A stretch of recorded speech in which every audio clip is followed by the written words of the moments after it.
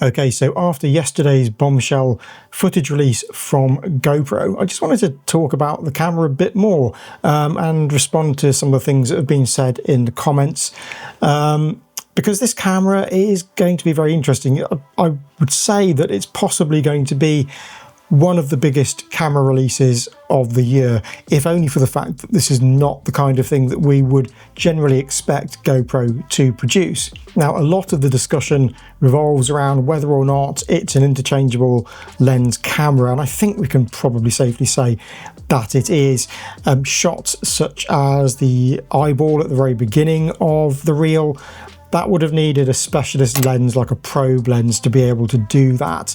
Likewise with the shot of the moon, you're either going to need an incredibly long telephoto lens or some kind of attachment to a telescope.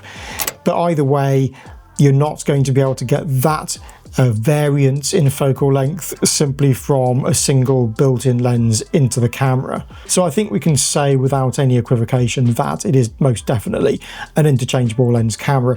The only big question is, what lens mount does it use? Does it even use an established lens mount, or is it something that GoPro has made for itself? So that remains to be seen. If GoPro has made the lenses itself, you know, that's a big undertaking, and obviously that could be quite restrictive in terms of lens choice. I doubt that that is the case. I doubt that GoPro has gone that route, but there are mounts such as the Micro Four Thirds mount. We haven't seen any indication that GoPro has joined the L mount alliance, but as someone pointed out, maybe they've done it on the sly. We won't know until the camera's released, but either way, this is definitely looking like some kind of interchangeable lens camera, in which case that begs the other question of what general form it's going to take. Now, when GoPro announced the GP3 processor, Nick Woodman was quoted as saying that the company was going to release a compact cinema grade camera. Quite obviously, this is the camera that he was talking about. But compact could mean any number of things. It could mean a camera that's similar to Sony's FX2 or FX3 or Canon C50, maybe step it up to the C80 perhaps. But here's the thing, even the Blackmagic design Pixis could be described as a compact cinema camera. Certainly it's compact if you compare it to something like one of the Ariel X's. So compact cinema grade camera is kind of doing a lot of work there, and it all depends, I suppose, on whether this camera is aimed at being a fully professional design or whether it's more in the prosumer arena. But again, we've got so many questions, and there's many more questions than there are answers, but I guess we will know soon enough. But it's good to speculate about this kind of thing. But speaking of Blackmagic design, it's not inconceivable that the camera could be along the lines of something that that company would put out. Somebody did say to me that they were concerned about GoPro's lack of experience in producing this type of camera, or a camera aimed at capturing cinematic images in this way. But I don't think we need to be too concerned. This isn't like the Karma, where they were entering the drone business completely from the start with no previous experience. Remember that GoPro is a camera company. It knows about optics, it knows about color science, it knows about the image processing. So just because it's only produced action cameras until now, that still gives it much more of a head start on things compared with a company like Blackmagic Design. When it started making cameras for the first time, Blackmagic Design had no previous experience of camera manufacture at all, and its early cameras, you know, they were quite odd in some respects, and they suffered from lots of issues, but the color science on them was so good that people used them anyway.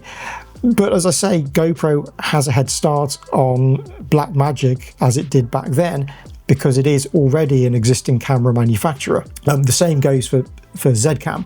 Zcam came out of nowhere and it immediately produced a really good camera right from the off, but it was not an established camera company before that. Now, we know that GoPro mentioned multiple different cameras in the press release for the GP3, and that includes a vlogging camera. So it's not inconceivable that we might see 3 cameras this year, that being this cinema grade camera, the vlogging camera, and very likely the Hero 14 Black. I don't think we're going to go another year without seeing one of GoPro's flagship action cameras being released. But the idea of having these different cameras from GoPro puts it in a kind of different sphere again to how it has been traditionally.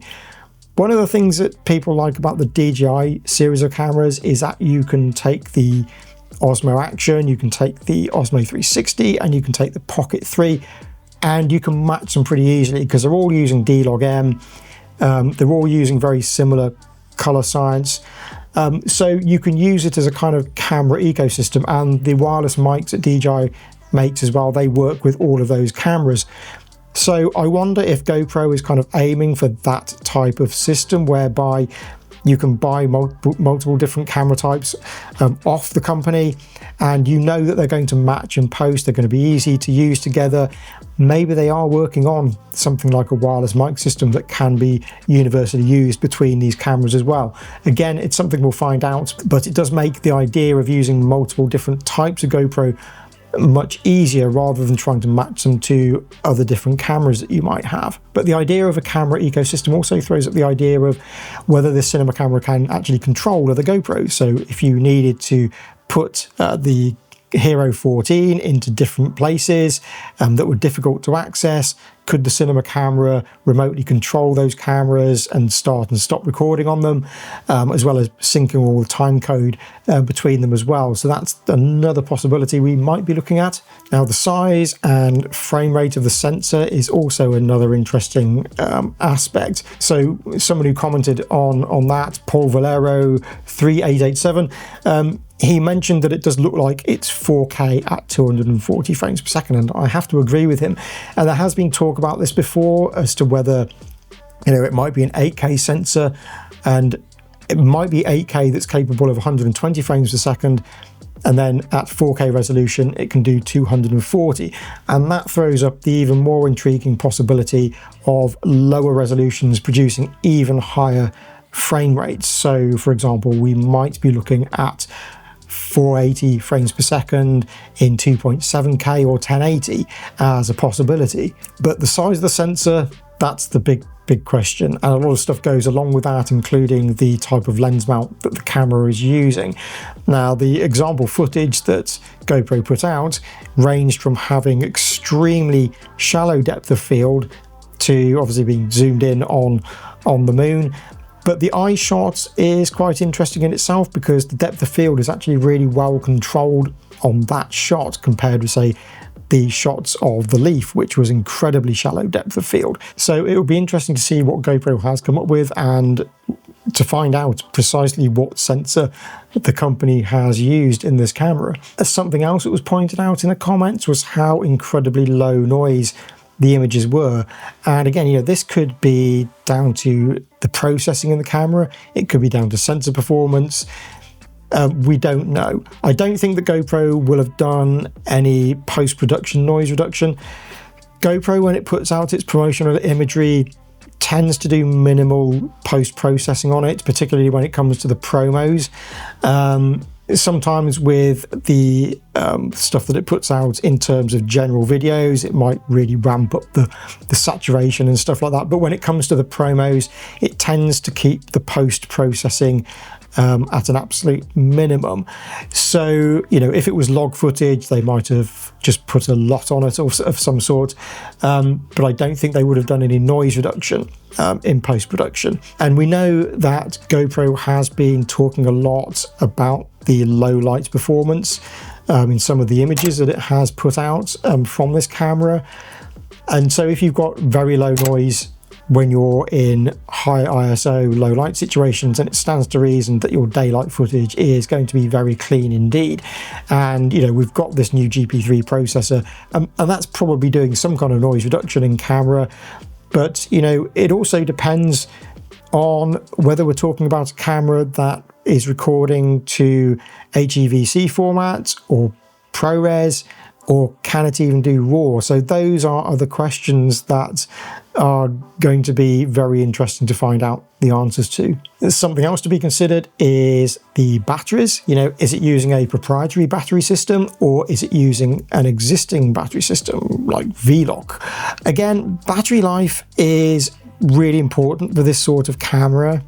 I remember when Blackmagic Design brought out its first cinema cameras, that was including the OG pocket cinema camera as well. The battery life on those things was absolutely terrible without any kind of external battery support. So battery life is the other big question, and the type of batteries that are going to be used in this camera. So a lot about this camera's success will depend on who it is aimed at and how well it serves those users. You know, are we talking about a camera that is designed for existing GoPro users to step up a bit in an affordable way? Even though it's being classed as a premium tier camera, that again can mean a lot of things. Is it premium tier in terms of how GoPro's pricing has been in the past, or is it in terms of comparison to cameras like the stuff from Sony, the FX2 and the FX3?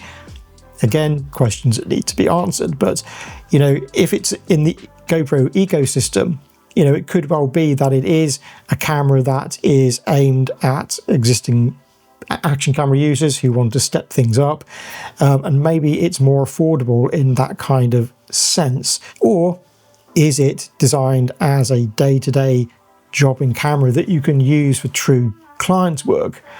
So, you know, there's a lot riding on this, and if it's the latter, then it really does need to hit the ground running and needs to be a very solid design.